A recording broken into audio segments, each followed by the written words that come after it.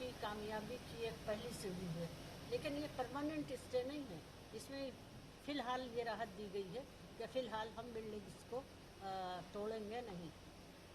Ma'am आप लेकिन ये जी बच्चों का ये कहना है कि हमारा धरना जब तक जारी रहेगा, जब तक पूरी तरह से आदेश निरस्त नहीं हो जाता। अच्छा मैम अभी कांग्रेस प्रदेश अध्यक्ष भी मिले थे, उन्होंने भी किस तरीके की बात रही और मिलने आए थे यहाँ पर?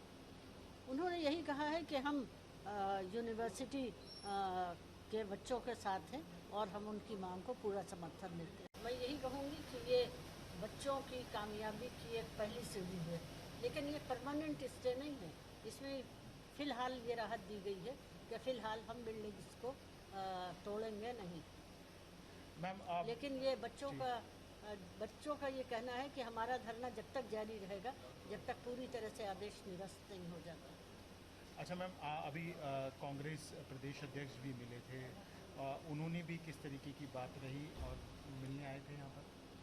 उन्होंने यही कहा है कि हम यूनिवर्सिटी के बच्चों के साथ हैं और हम उनकी मांग को पूरा समर्थन देते हैं।